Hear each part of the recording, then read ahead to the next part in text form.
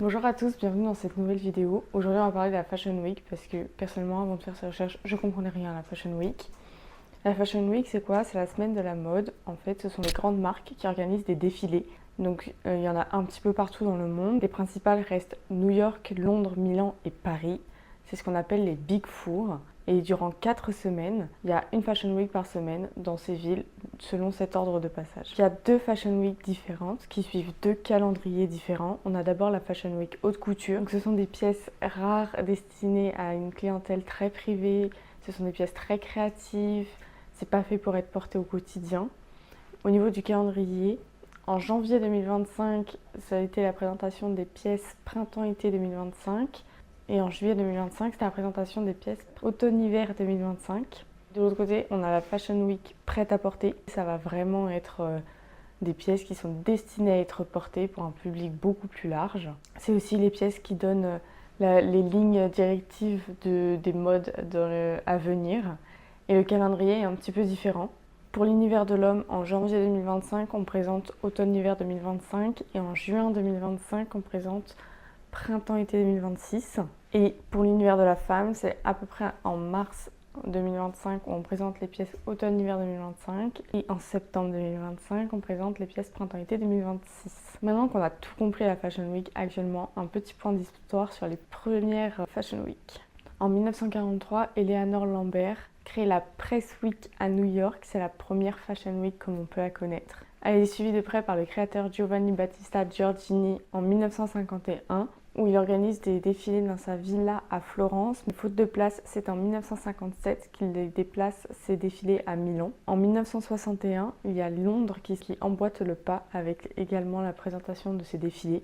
Et à Paris, la première Fashion Week a lieu en 1973 au Palais de Versailles.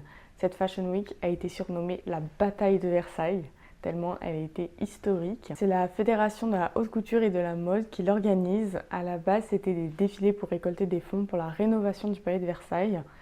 Et ça s'est transformé en une bataille culte Paris vs New York. Donc les maisons françaises à présenter leurs silhouettes ont été Yves Saint Laurent, Christian Dior, Emmanuel Ungaro, Givenchy et Pierre Cardin. Et du côté de New York, on a Anne Klein, Halston, Oscar de la Renta, Bill Blass et Stephen Burrows. Effectivement, cette bataille a eu lieu parce qu'il y avait des tensions entre la mode parisienne et la mode new-yorkaise.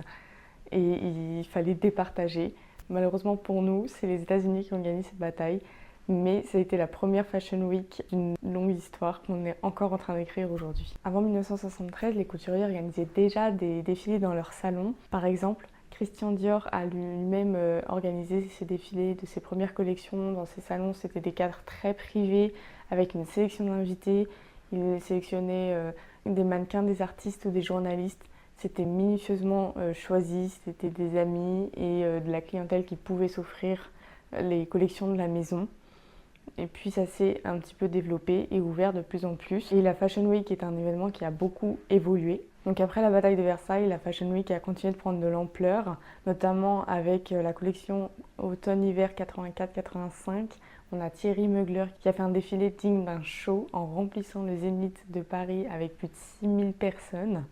Dans cette même année, on a également Jean-Paul Gaultier qui a présenté son fameux soutien-gorge conique porté par Madonna.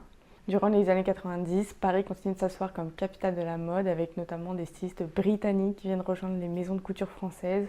C'est le cas de John Galliano chez Dior ou encore d'Alexander McQueen chez Givenchy. La Fashion Week devient vraiment un événement mondain tel que la ville de Paris de 1994 à 2010 a mis le carrousel du Louvre à disposition et donc les défilés avaient lieu dans ce carrousel du Louvre et c'était privé. Le Louvre a privatisé ce carrousel uniquement pour la Fashion Week durant cette période. Après 2010, les créateurs ont envie de changement. Donc là, ils se sont appropriés l'ensemble de Paris.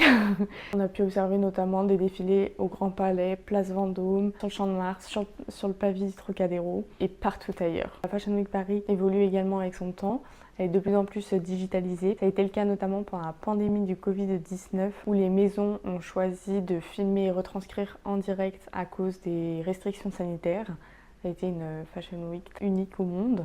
Mais ça s'est fait quand même. On remarque aussi dans les invités à la Fashion Week qu'il y a de plus en plus de créateurs de contenu sur les réseaux sociaux, ce qui permet d'ouvrir les portes de ce milieu qui est très fermé, très sélectif, très serré jusqu'à maintenant. mais grâce aux créateurs de contenu, ça commence à s'ouvrir et tout le monde peut y participer. La Fashion Week Paris prend également beaucoup d'ampleur grâce aux réseaux sociaux. Selon Meltwater, en 2024, la Fashion Week Paris a engendré plus de 882 000 messages. Certaines publications ont atteint une audience de 3,2 milliards de personnes et ont engendré 35 millions d'engagements. Je ne sais pas si vous vous rendez compte, mais c'est énorme.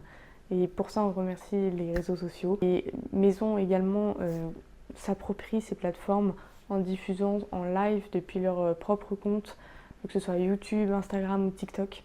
Donc ça c'est hyper chouette parce qu'on vise de plus en plus de monde, c'est devenu beaucoup plus accessible. En conclusion, la Fashion Week est un événement mondial qui attire de plus en plus de monde et qui permet aussi de mélanger les compétences, que ce soit du créateur à l'artisanat, au maquilleur, au coiffeur. Et c'est génial d'avoir un événement qui réunit tous ces savoir-faire. À Paris, on compte en moyenne une quinzaine de défilés par jour pendant 7 jours. Les plus grandes maisons comme Chanel peuvent avoir environ 2000 invités par défilé. Cet événement met à l'honneur la créativité, l'art sous toutes ses formes et surtout l'excellence de l'artisanat et du savoir-faire. C'est une véritable vitrine du talent, de l'élégance, de l'innovation, de l'art de vivre à la française.